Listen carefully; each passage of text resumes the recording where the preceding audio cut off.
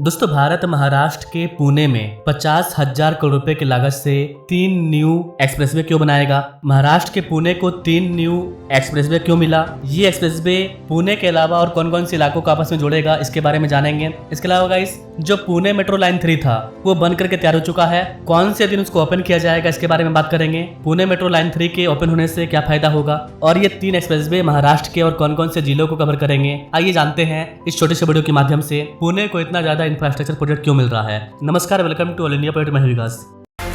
Guys अभी हाल ही में देवेंद्र फडणवीस और नितिन गडकरी के द्वारा पुणे को 3 प्रमुख एक्सप्रेसवे का सौगात मिला है। 50,000 करोड़ रुपए का ये प्रोजेक्ट होने वाला है। इस वाले परियोजना की वजह से पुणे शहर को पहली बार त्रिस्तरीय एकल स्तंभ परिवहन प्रणाली मिलेगा, जिसमें कि एक ही संरचना, सड़क, एक ऊंचा फ्लाईओवर और फ्यूचर में बनने वाला मेट्रो कॉरिडोर। जी हाँ गाइस, अब तक आपने डबल डेकर फ्लाईओवर के बारे में सुना होगा, ये ट्रिपल डेकर फ्लाईओवर होगा, जिसमें कि आपको 3 लेयर देखने को मिलेगा। स्तंभ एक ही है, जो पिलर है वो एक ही है, एक ही पिलर पर आपको फ्लाईओवर भी देखने को मिलेगा, एक ही पिलर पर आपको सड़क भी देखने को मिलेगा और उसी पिलर पर आपको मेट्रो कॉरिडोर भी देखने को मिलेगा। तो पूरे महाराष्ट्र के लिए ये काफी गेम चेंजिंग प्रोजेक्ट होगा। इस तरह के प्रोजेक्ट मुंबई को भी मिलना चाहिए। यहाँ पर मलेशियाई तकनीकी का यूज करके इन स्तंभों को बनाया जाएगा। Build operate transfer BOT model पर इन परियोजनाओं को क्रियान्वित किया जाएगा। महाराष्ट्र के अवसंरचना विकास में एक महत्वपूर्ण मील का पत्थर साबित होगा ये। इस तरह के डिजाइन से पुणे में जब हम मेट्रो का विस्तार करेंगे तो मेट्रो में 40% की कमी आएगी, क्योंकि हमें मेट्रो को बनाने के लिए अलग से जमीन नहीं लेना पड़ेगा,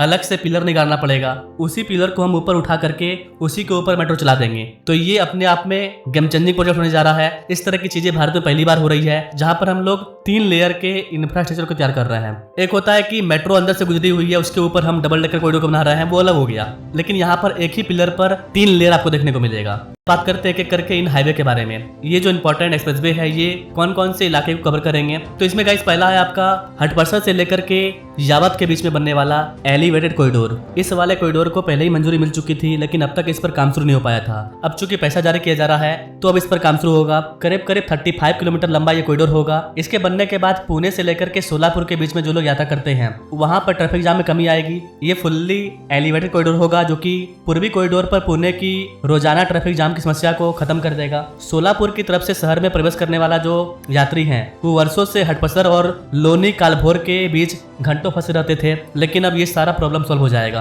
भैरोबा नाला से लेकर के यवत तक बनने वाला ये एलिवेटेड कॉरिडोर एक क्रांतिकारी बदलाव लाएगा। करीब 5,260 करोड़ रुपए की लागत से इसको बनाया जाएगा। हटपसर से लेकर के यवत के बीच में 34.5 किलोमीटर लंबा सेक्शन है। हालांकि इसमें कुछ सुधार किया गया है। इसके प्रारंभिक बिंदु को अब भैरोबा नाला तक बढ़ा दिया गया है, जिसके बाद इसकी लंबाई 39 किलोमीटर हो जाएगी। हालांकि इसको जाना जाएगा 36.5 किलोमीटर यवत हटपसर के नाम से, लेकिन इसकी टोटल लंबाई 39 किलोमीटर होगी। इसके बन जाने के बाद हटपसर का जो रियल एस्टेट है उसमें बड़ा बदलाव आएगा। भैरोबा नाला से लेकर के यावत एलिवेटेड कॉरिडोर, जो कि 6 लेन का एलिवेटेड कॉरिडोर होगा। एलिवेटेड कॉरिडोर को बनाने के साथ साथ 6 लेन का जो सड़क है, सड़क को भी चौड़ा किया जाएगा, यानी कि जो नीचे का सड़क है उसको भी चौड़ा किया जाएगा और उसके ऊपर 6 लेन का फ्लाईओवर होगा। तो ये पहला प्रोजेक्ट है जो कि पुणे को मिलने जा रहा है। इसकी अपनी एक अलग खासियत है, इससे काफी ज्यादा फायदा होगा। भैरोबा नाला से लेकर के हटपसर, मगरपट्टा, लोनी, कालभोर, उर्ली कंचन, कई तरह के इलाकों को फायदा होगा। जैसे इस पर काम शुरू होगा इस पर मैं वीडियो लाऊंगा। नाउ अब बात करते हैं पुणे को मिलने वाले दूसरे इंपॉर्टेंट हाईवे प्रोजेक्ट के बारे में। दूसरा है गाइस आपका Pune Shirur elevated corridor.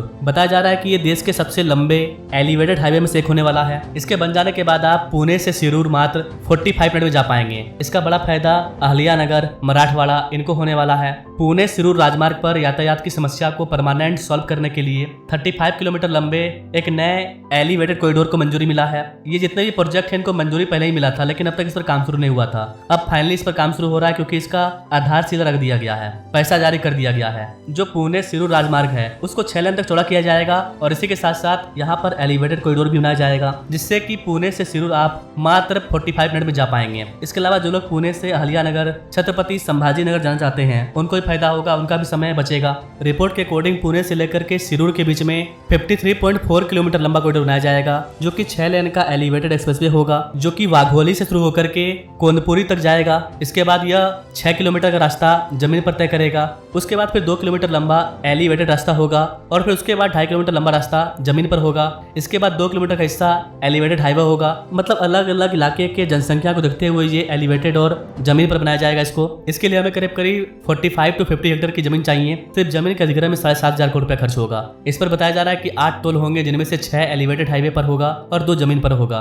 Number 3 पर है guys Talegaon Chakan Shikarpur elevated corridor. ये भी करीब 53 किलोमीटर लंबा होने वाला है। ये 4 लेन का एट ग्रेड रोड होगा जो कि तलेगांव चाकन और शिकारपुर को आपस में जोड़ेगा। करीब 6150 करोड़ रुपए इस पर खर्च होगा। इसको भी मंजूरी मिल चुकी है। करीब 40 हेक्टेयर का जमीन चाहिए होगा इसको बनाने के लिए। आज के टाइम में तलेगांव चाकन इन रोड पर बड़े लेवल पर ट्रैफिक जाम होता है। इस वाले कॉरिडोर के बन जाने के बाद ट्रैफिक जाम जीरो हो जाएगा। जो मेन हाईवे है वहां पर लोगों को विकल्प मिल जाएगा, जिससे कि जिन लोगों को चाकन में या फिर तलेगांव में काम नहीं होगा वो डायरेक्ट एलिवेटेड कॉरिडोर के माध्यम से आगे निकल जाएंगे, चाकन से शिकारपुर के लिए, तलेगांव या फिर चाकन के लिए, पुणे के लिए। तो ये भी एक इंपॉर्टेंट प्रोजेक्ट है। एक साथ इन तीनों पर काम शुरू हो रहा है। करीब 50,000 करोड़ रुपया खर्च किया जाएगा इन परियोजनाओं पर। इसके अलावा कैसे बता दें कि पुणे को एक मेट्रो मिलने जा रहा है। वो मेट्रो बन करके तैयार हो चुका है। पुणे मेट्रो लाइन 3 को पिंक लाइन के नाम से जाना जाता है। ये मेट्रो कॉरिडोर बन करके तैयार हो चुका है, लेकिन इसको ओपन करने के लिए हमें सिक्योरिटी मंजूरी लेना था। अब सिक्योरिटी मंजूरी मिल चुका है। अब इसे कुछ ही दिनों में ओपन कर दिया जाएगा। करीब 13 किलोमीटर लंबे मेट्रो कॉरिडोर को खोला जाएगा। इसके ओपन हो जाने के बाद पुणे मेट्रो लाइन 3 के पहले खंड पर यात्री सेवाएं शुरू कर दी जाएगी। ये पुणे मेट्रो के फेज 1 का पार्ट है। ये करीब 12 स्टेशन वाला एलिवेटेड मेट्रो कॉरिडोर है। वैधानिक निरीक्षण, सुरक्षा सत्यापन, प्रशिक्षण संचालन, ये सारी चीजें पूरी कर ली गई है। हिंजेवाड़ी से लेकर के शिवाजी नगर मेट्रो इसका ये महत्वपूर्ण हिस्सा है। जुलाई के महीने में ये ओपन नहीं हो पाया, लेकिन अगस्त के महीने में अब इसको ओपन किया जाएगा। 13 किलोमीटर लंबे मान बालेवाड़ी एलिवेटेड डबल ट्रैक खंड, इस पर अब यात्रा शुरू होगा।